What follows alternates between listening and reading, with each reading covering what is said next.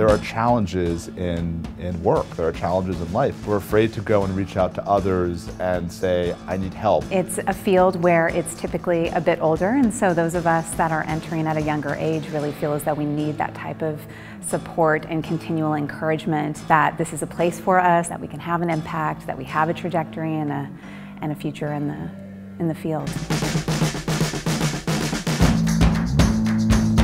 I was lucky and I think blessed when I first came into philanthropy. I really had an opportunity to meet some dynamic folk. These were veterans in the field, and they were really able to sort of give me great advice, but more than anything, they were willing to listen to what I had to say and sort of bringing my own experience or my own professional background in. When you're thinking about, having a lifetime of impact, there are going to be really challenging moments, and the way you sustain yourself is by having smart people who are invested in you and that you've taken the time to go out of your way to build that network of support. My previous executive director, my triathlon coach. Somebody may be a mentor for, professional development, while the other may be a mentor just for thought leadership.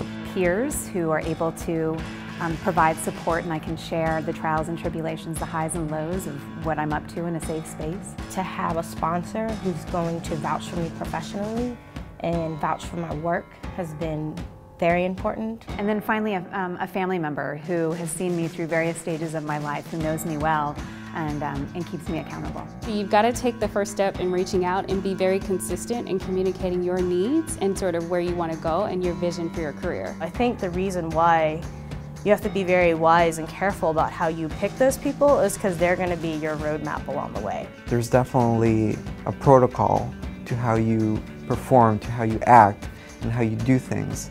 And that's what I really draw from the people who have done this before me and for many years. One of the most powerful things that my board of mentors has really taught me is to say what it is that you mean. You may have to craft it differently for a particular audience, but never lose the substance of what it is that you're talking about. The reason why I pick them is because they get my values, they get the core of who I am, and they keep me to that. The moment that I don't feel as though I'm growing, I feel like I'm no longer thriving.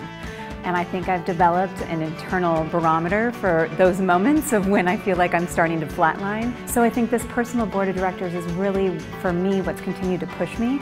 People who can tell me when they see that I am starting to flatline or getting very comfortable, that I need to start shaking it up and doing something differently. They're going to be your lens back towards you, and they're going to reflect what you have said is your mission, is your vision, is your passion. I think what's most important to me is to continue to be intentional about maintaining that board, meeting with that board often. I don't think that the board will become obsolete until the problem is solved. I guess at retirement.